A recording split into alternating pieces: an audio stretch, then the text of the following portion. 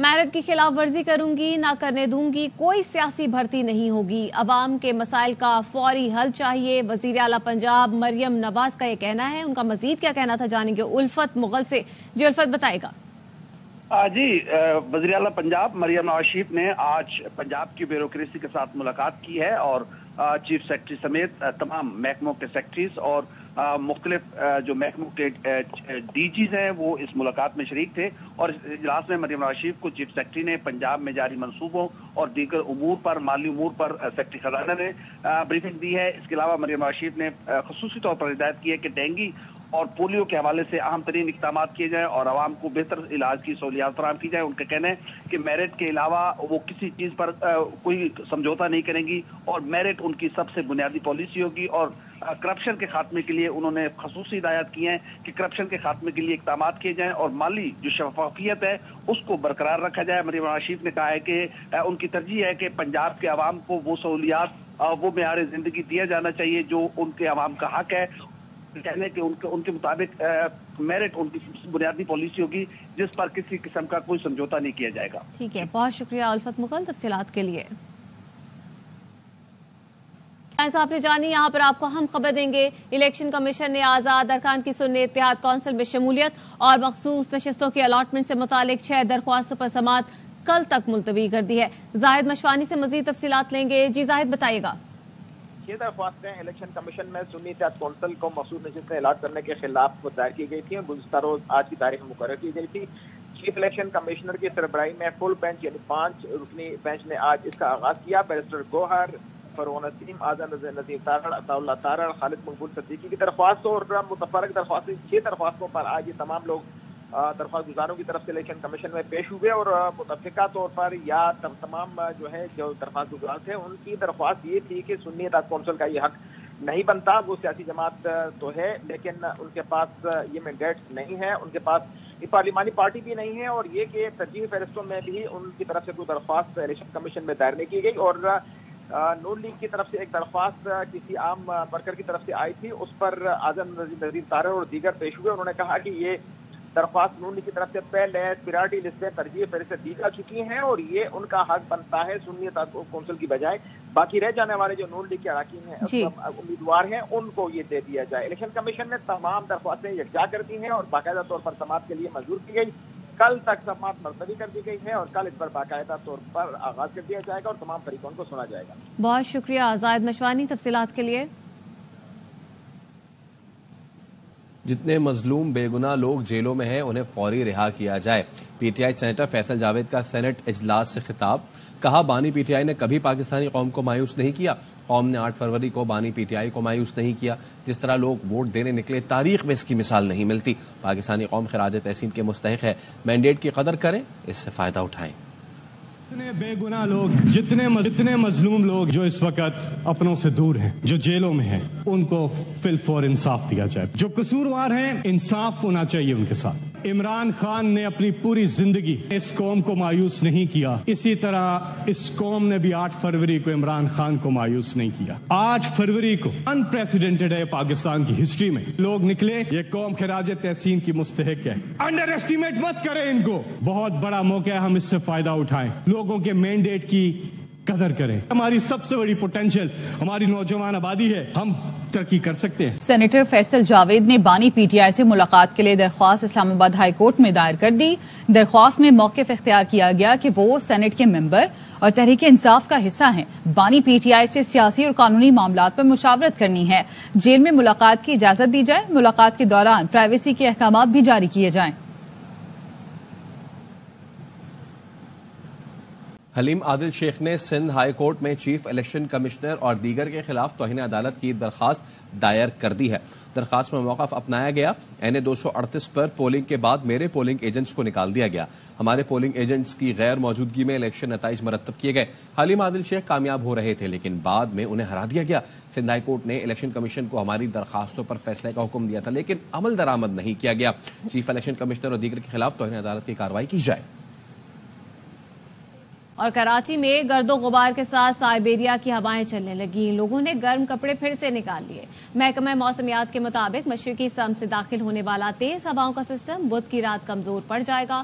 ہواؤں کی رفتار میں کمی واقع ہوگی. افضل خان کی رپورٹ. کراچی میں جاتی سردی ایک بار پھر لوٹ آئی. تیز ہواؤں کا سسٹم کراچی میں داخل ہو گیا. شہر میں ٹھنڈی ہواؤں کا راج. کراچی کا موسم تو ایسا ہے کہ پتہ نہیں چلتا کہ کراچی میں کب سردی آ جائے اور کب گرمی آ جائے. ٹھنڈی ٹھنڈی ہوا ہے اور ٹھنڈی ٹھنڈی دھوپ ہے. خوشی ہو رہی ہے کہ ایسی موسم سدا بہار رہے. محکمہ موسمیات کے حکام کا کہنا ہے کہ ہواؤں کا یہ سلسلہ بدھ کی رات تک جاری رہے گا. بارش کا ایک اور سلسلہ جو بلوچستان پہ تو رہے گا، مستقل چل رہا ہے. کچھ ایریاز میں تیز بارش ہوئی ہے.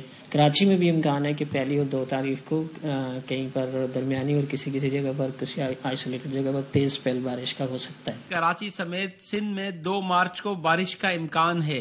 کیمرہ مین شہزاد میمن کے ساتھ افضل خان، ARY نیوز کراچی. آپ کو بتائیں کہ بلوچستان کے علاقوں ڈیرہ مراد جمالی اور ضلع کیچ میں طوفانی بارشیں ہوئی. ضلع کیچ کے دریائے نہنگ میں اونچے درجے کا سیلاب. پانی پل کو بہا کر لے گیا. تربت تامن کا راستہ بند ہو گیا. ڈیرہ مراد جمالی اور گرد و نواح میں بارش سے نشیبی علاقے زیر آب آ گئے. سردی کی شدت میں اضافہ ہو گیا. بجلی کے 8 فیڈرز ٹرپ کر گئے. NA-15 مانسیرہ میں نواز شریف کی عذرداری پر الیکشن کمیشن نے فیصلہ محفوظ کر لیا ہے. زاہد مشوانی آگاہ کیجیے. نواز شریف کے وکیل جہانگیر جدون الیکشن کمیشن میں پیش ہوئے اور انہوں نے دلائل میں موقف اختیار کیا اور کہا کہ الیکشن کمیشن کا ریکارڈ 650 صفحات پر مشتمل ہے. اور اس پر انہوں نے کہا کہ نواز شریف اور دستار خان کے ووٹوں کا فرق 25,000 ہے اور NA-15 میں 9,000 سے زائد ووٹ مسترد ہوئے. انہوں نے کہا کہ کالا ڈھاکہ کے 123 پولنگ اسٹیشن کے فارم 45 انہیں نہیں دیے گئے. اس پر ممبر الیکشن کمیشن نے کہا کہ دلائل مختصر کریں اور 632 صفحات کی تحقیقات تو نہیں کر سکتے. ممبر الیکشن کمیشن نے کہا کہ ایسے تو الیکشن کمیشن کو پورے ملک کے الیکشن کھولنے پڑیں گے اور یہ کہ ہوا میں الزامات نہ لگائے جائیں. آپ کے پاس ٹھوس شواہد ہیں تو ان پر بات کریں. وکیل جہانگیر جدون نے کہا کہ جب RO کے دفتر میں بیلٹ پیپرز لائے گئے تو متعدد تھیلوں کی سیلیں ٹوٹی ہوئی تھیں اور یہ کہ فارم 51 نہیں دیا گیا اور تھیلوں میں سیل جو تھے وہ ریکارڈ ہوتے ہیں. اگر اس پر الیکشن کمیشن نے سوال کیا کہ آپ نے سیلیں اور تھیلے دیکھنے ہیں تو الیکشن ٹریبونل جائیں. اور اس پر جو ہے دلائل کا سلسلہ بھی جاری رہا اور الیکشن کمیشن نے اس پر فیصلہ محفوظ کر لیا. اور نواز شریف کے وکیل کی طرف سے NA-15 مانسیرہ میں دوبارہ الیکشن کی درخواست اس سے قبل دی گئی تھی. بہت شکریہ زاہد. اور نیپرا نے بجلی کمپنیوں کی ناقص کارکردگی کا بھانڈا پھوڑ دیا. بجلی کمپنیوں کے نقصانات اور کم وصولیوں سے قومی خزانے کو 403 ارب روپے کا نقصان ہوا. تفصیلات کیا ہیں جانیں گے علیم ملک سے. علیم بتائیے گا. نے جو بجلی کمپنیوں کی ناقص کارکردگی ہے اس کا بانڈا پھوڑ دیا ہے. جو رپورٹ جاری کی گئی ہے اس میں بجلی کمپنیوں کو یہ ناقص کارکردگی ہے اس پر تفصیلی روشنی ڈالی گئی ہے. یہ بتایا گیا ہے کہ بجلی کمپنیوں کے جو نقصانات ہیں اور جو ان کی ریکوریز ہے، جو وصولیاں ہیں جو 100% سے کم رہتی ہیں، اس سے قومی خزانے کو صرف ایک سال میں 429 ارب روپے کا نقصان پہنچایا گیا ہے. کہ الیکٹرک سمیت 9 ایسی کمپنی ہیں جو 100% ریکوری میں ناکام رہی ہیں. صرف آئسکو نے جو ہے ریکوری کی جو شرح یہ اس کو حاصل کیا ہے. ریکوریاں کم ہونے سے ایک سال میں قومی خزانے کو 263 ارب روپے کا نقصان ہوا ہے، جبکہ ایک سال میں جو نیپرا کے مقرر کردہ حد تھی اس سے زیادہ چونکہ نقصانات رہے ہیں تو اس حوالے سے قومی خزانے کو 166 ارب روپے کا نقصان ہوا ہے. یہ بھی بتایا گیا ہے کہ ملک میں بجلی موجود ہے لیکن اس کے باوجود بجلی کمپنیاں جو ہیں اپنے کوٹے کے مطابق نہیں لے رہی ہیں اور بجلی جو کوٹے کے مطابق نہیں لیتی ہیں تو بجلی کمپنیاں لوڈ شیڈنگ کر رہی ہیں. نیپرا نے بجلی موجود ہونے کے باوجود بجلی کمپنیوں کی جانب سے بجلی نہ خریدنے کو الارمنگ قرار دے دیا ہے اور یہ بھی کہا ہے کہ بجلی کمپنیاں بجلی موجود ہونے کے باوجود بھی صارفین کو نئے کنیکشن فراہم نہیں کر رہے اور بجلی کمپنیوں نے نیپرا کی اجازت کے باوجود اپنے سسٹم کو بہتر کرنے کے لیے کوئی سرمایہ کاری نہیں کی ہے. نیپرا کی جانب سے یہ تجویز دی گئی ہے کہ بجلی کمپنیوں میں بڑے پیمانے پر انتظامی تبدیلیوں کی ضرورت ہے اور جو بڑی تقسیم کار کمپنیاں ہیں ان کو چھوٹی کمپنیوں میں تقسیم کرنے کی بھی ضرورت ہے. اس کے ساتھ ساتھ نیپرا کی جانب سے بجلی کمپنیوں کو صوبوں کو منتقل کرنے، ان کی نجکاری کرنے یا پبلک پرائیویٹ پارٹنرشپ کے تحت چلا کر بہتری لانے کی بھی تجویز دی گئی ہے. بہت شکریہ علیم ملک تفصیلات کے لیے. نواز شریف کی زیر صدارت جاتی عمرہ میں نون لیگ کا مشاورتی اجلاس پنجاب کی صوبائی کابینہ کے حوالے سے مختلف ناموں پر غور کیا گیا. الفت مغل سے مزید جانیں گے. الفت، آگاہ کیجیے کہ اجلاس سے متعلق. جی، جاتی عمرہ میں مسلم لیگ نون کا ایک اعلیٰ سطح کا اجلاس ہوا ہے جس کی صدارت میاں محمد نواز شریف نے کی ہے، اور اس اجلاس میں وزیر اعلیٰ پنجاب مریم نواز شریف اور دیگر مسلم لیگ نون کے جو اہم رہنما ہیں وہ شریک ہیں، جس میں پنجاب کابینہ کی تشکیل پر غور کیا جا رہا ہے، اور اس بات کا امکان ہے کہ اگلے 2 روز کے اندر اندر پنجاب کابینہ کے جو وزراء ہیں وہ حلف اٹھا لیں گے، اور پہلے مرحلے میں 16 کے قریب جو ارکان ہیں وہ وزراء ہیں وہ اپنے عہدوں کا حلف اٹھائیں گے، جس میں وزارت خزانہ، وزارت داخلہ، تعلیم، صحت کے جو وزراء ہیں اور دیگر وزراء شامل ہوں گے. اس میں خواتین وزراء کی بھی نمائندگی ہوگی. جی ٹھیک ہے، بہت شکریہ الفت آپ کا. قومی اسمبلی میں نون لیگ اور اتحادی جماعتوں کا اجلاس کل شام پنجاب ہاؤس میں طلب کر لیا گیا ہے. تفصیلات کیا ہیں جانیں گے اظہر فاروق سے. جی اظہر، بتائیے گا. جی اظہر. اتحادی جماعتوں کے جو ارکان قومی اسمبلی ہیں وہ شریک ہوں گے. اس اجلاس میں قائد عوام کے تقرر کے حوالے سے اور انتخاب کے حوالے سے تفصیلی طور پر مشاورت کی جائے گی اور حکمت عملی وضع کی جائے گی. اس اجلاس کے بعد نواز شریف و مسلم لیگ نواز کے جو قائد ہیں وہ اتحادی جماعتوں کے جتنے بھی ارکان قومی اسمبلی ہیں ان کے اعزاز میں عشائیہ بھی دیں گے، جبکہ اس سے پہلے اس اجلاس میں پیر کو جو اجلاس جو 29 فروری کو جو قومی اسمبلی کا اجلاس ہو رہا ہے اس حوالے سے حکمت عملی وضع کی جائے گی. ٹھیک ہے، اظہر فاروق اس حوالے سے آگاہ کر رہے تھے. آپ کا بہت شکریہ.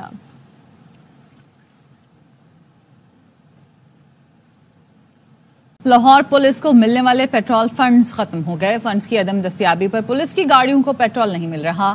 پولیس ذرائع کے مطابق ایس ایچ اوز اور انویسٹیگیشن انچارج جیب سے تھانوں کی گاڑیوں میں پیٹرول ڈالنے پر مجبور ہیں. یار محمد ہمارے ساتھ موجود ہیں، ان سے مزید جان لیتے ہیں. بتائیے گا.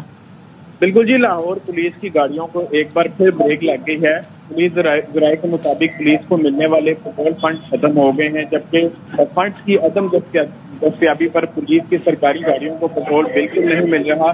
اور یہ بھی ذرائع کا کہنا ہے کہ تھانوں کی گاڑیوں میں ایس ایچ اوز اور دیگر جو عملہ ہے، اسی طرح انویسٹیگیشن انچارج ہیں، وہ اپنی جیب خرچ سے پیٹرول ڈلوانے پر مجبور ہیں. اور یہ بھی پولیس ذرائع کا کہنا ہے کہ تقریباً 4 فروری کے بعد جو پیٹرول کارڈ ہیں وہ بھی استعمال میں نہیں آ رہے، قابل استعمال نہیں ہیں اور محکمے کو واپس کر دیے گئے ہیں، جبکہ 12 شکایات بھی کی گئی ہیں حکام کو، لیکن ابھی تک کوئی بھی اس اہم مسئلے کو سننے کو تیار نہیں، نہ ہی اس کے حل کی جانب ابھی تک کوئی اقدامات کیے گئے ہیں. ٹھیک ہے، بہت شکریہ آپ کا اپڈیٹ کرنے کے لیے. روبینہ خالد، سینیٹر روبینہ خالد صاحبہ، آپ پہلے بتائیں. سینیٹر سعدیہ بس صاحبہ پہلے بتا دیں. کوئی بات نہیں، آپ بتا دیں. نہیں سر، اب ان کو جی. میں روبینہ خالد صاحبہ. تھینک یو چیئرمین صاحب. بہت ساری باتیں یہاں پر ہو رہی ہیں، لیکن ایک واقعہ جو لاہور میں پیش آیا ہے 2 دن پہلے، میں نہیں سمجھتی یہاں پہ کسی نے اس کے بارے میں بات کی ہے، کہ ایک خاتون کو ہراساں کیا گیا صرف اس وجہ سے کہ وہ جو ہمارے حروف تہجی ہیں وہ ان کی شرٹ پہ وہ حروف جو تھے وہ چھپے ہوئے تھے، اور جو مناظر سامنے آئے ہیں وہ بہت خوفناک ہیں.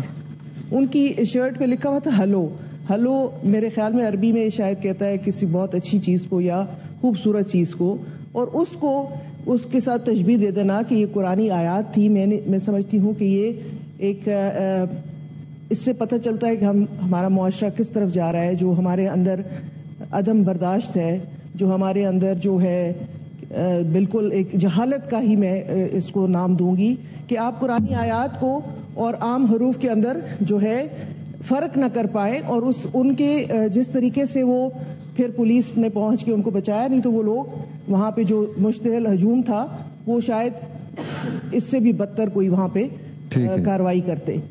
تو اس لیے میں سمجھتی ہوں کہ ہمیں سوچنا پڑے گا کہ ہم کس طرف جا رہے ہیں.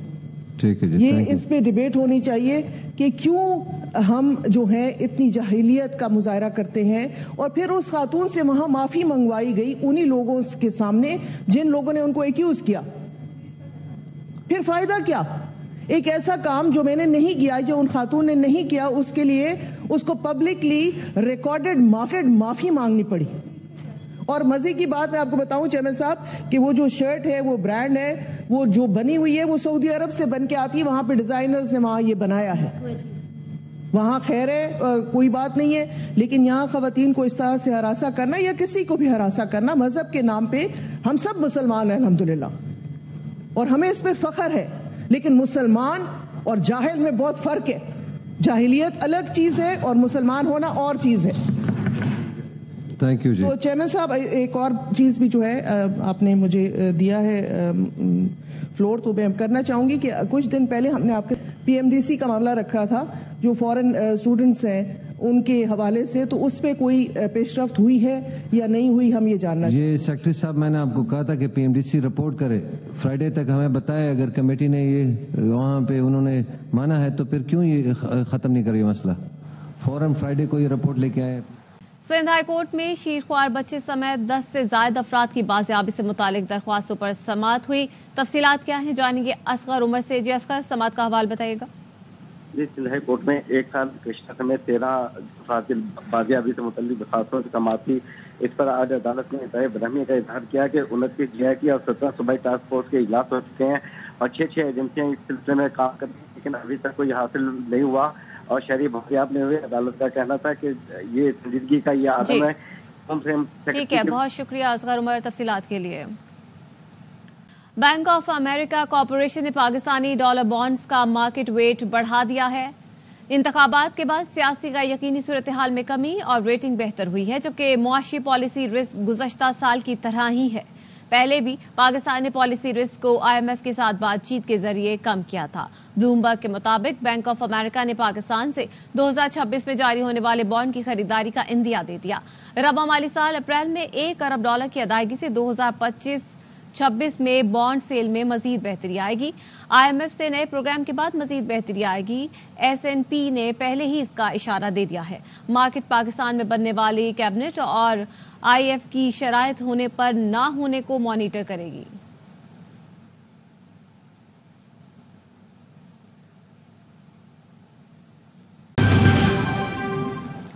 نامزد وزیر اعلیٰ خیبر پختونخوا علی امین گنڈاپور کی مقدمات کی تفصیل کے لیے درخواست پر سماعت ہوئی. پشاور ہائی کورٹ نے علی امین گنڈاپور کی گرفتار کرنے سے روک دیا. عدالت نے حکومت اور متعلقہ اداروں سے جواب طلب کرتے ہوئے سماعت 19 مارچ تک ملتوی کر دی. عثمان علی ہمارے ساتھ موجود ہیں، ان سے مزید جانیں گے. اپڈیٹ کیجیے گا. جی بالکل، نامزد وزیر اعلیٰ علی امین گنڈاپور جو ہے انہوں نے پشاور ہائی کورٹ میں درخواست دائر کیا تھا اور انہوں نے یہ استدعا کی تھی کہ ان کو گرفتار کرنے کا خدشہ ہے. ان کے وکیل نے عدالت میں یہ بتایا کہ علی امین گنڈاپور جو ہے وہ نامزد وزیر اعلیٰ ہے، لیکن پنجاب پولیس جو ہے وہ یہاں پر پشاور پہ گھوم رہی ہے اور ان کو گرفتار کرنے کا خدشہ ہے، جس پر عدالت نے ان کی جو ضمانت ہے وہ منظور کر لی ہے اور عدالت نے یہ حکم دیا ہے کہ علی امین گنڈاپور جو ہے ان کو گرفتار کیا جائے. عدالت نے 19 مارچ تک جو ہے ان کو گرفتار کرنے سے روک دیا ہے اور عدالت نے جو فریقین ہے وفاقی حکومت ہے، صوبائی حکومت اور جتنے بھی دیگر فریقین تھے ان سے بھی جواب طلب کر دیا ہے اور 19 مارچ تک سماعت ملتوی کر دی ہے. جی ٹھیک ہے، بہت شکریہ آپ کا اپڈیٹ کرنے کے لیے. اب آپ کو سینٹ اجلاس میں لیے چلتے ہیں جہاں پہ بیرسٹر علی ظفر اس وقت اظہار خیال کر رہے ہیں کہ الیکشن کمیشن آف پاکستان کے سامنے ریزرو سیٹس ہیں مائنورٹیز کی، وہ حق ہے جو بھی کینڈیڈیٹس ہیں تو الیکشن کمیشن فیصلہ کرے. یہ الیکشن کمیشن جانتی ہے اور وہ جانتے ہیں، وہ جانے پی ٹی آئی یا سنی تحریک جس کے تحت پی ٹی آئی نے اپنے کینڈیڈیٹس کو پارک کیا ہے فی الحال. لیکن آج میں نے دیکھا کہ الیکشن کمیشن آف پاکستان کے سامنے پروسیڈنگز چلیں اور وہاں جو جماعتیں تھیں، پیپلز پارٹی بھی اور PMLN بھی، وہ آ کے کلیم کر رہے تھے کہ یہ سیٹیں ہمیں ملنی چاہیے. یہ اتنی غیر جمہوری اور ان ڈیموکریٹک یہ سٹیپ ہے جو مجھے امید نہیں تھی ان پولیٹکس سے کہ یہ بھی ریز کریں گے. تو میں یہ پوائنٹ آف آرڈر اس لیے لے کے آیا ہوں کہ یہ ریکارڈ پہ آ جائے کہ آرٹیکل جو کانسٹیٹیوشن کا ہے اس میں یہ ریزرو سیٹس ویمن اور مائنورٹی کی صرف انہی کو مل سکتی ہیں جن کا تعداد according to the constitution parliament یا اسمبلی میں ہو. یہ کسی اور کی نہیں ہے. اگر کوئی پولیٹیکل پارٹی چوری کرنا چاہتی ہے یا کلیم کرنا چاہتی ہے ان سیٹوں پہ تو وہ بالکل غیر آئینی حرکت ہوگی and contrary to the constitution, violation of the democratic principles and against justice and norms. Thank you जनाब चेयरमैन, ये वो चीजें जो थी रिकॉर्ड। सेनेटर किया रहनुमा असद कैसर अडियाला जेल के बाहर मीडिया से गुफ्तगू करें। महमूद खान माजी में तो आप इन पर गद्दारी के इल्जाम लगा रहे थे, मौलाना फजल रहमान को इमरान खान डीजल के नाम से पुकारे थे, तो क्या ये आपका जो पिछला बयानिया था वो खत्म हो गया? नहीं, हमारा सिर्फ वन पॉइंट एजेंडा है कि इस मुल्क में फ्री एंड फेयर इलेक्शन हो, लेवल प्लेइंग फील्ड हो, सबको जो है ना, ये हम सब इस मुल्क के शहरी है, ये अवाम का हक है कि अवाम किसको जो है ना अपनी लीडरशिप के लिए मुंतखब करते हैं। ये किसी बंद कमरों में ये फैसले नहीं हो सकते।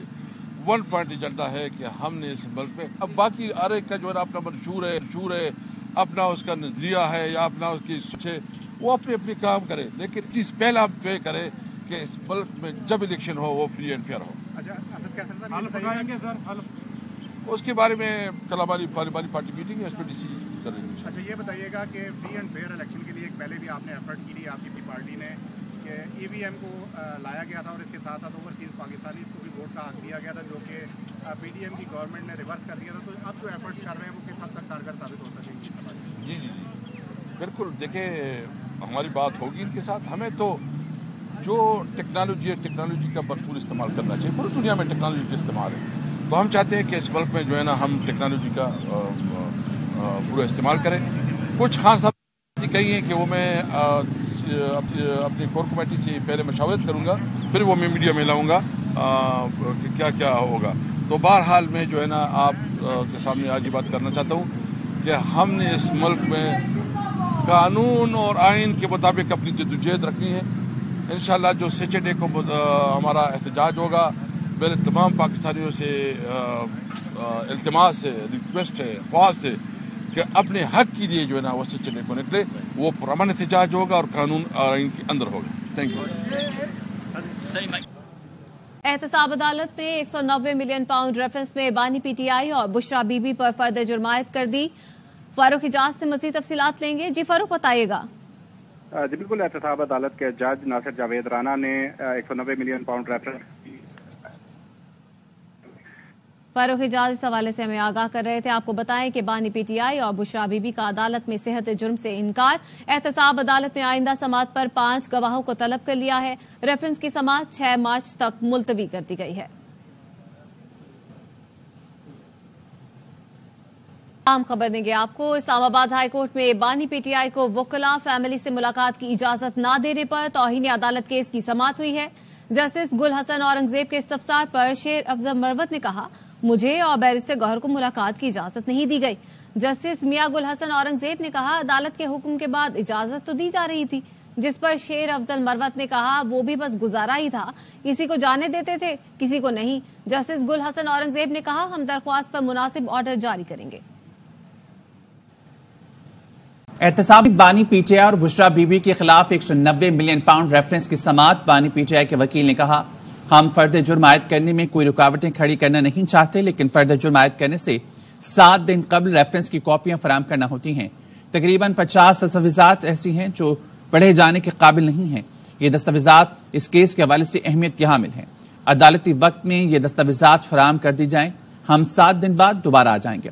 डिप्टी प्रोसिक्यूटर जनरल नैब ने फर्द जुर्म आयद करने की सदा करते हुए कहा, तमाम रिकॉर्ड बानी पीटीआई और बुशरा बीबी के वकला को फराहम कर दिया जाएगा।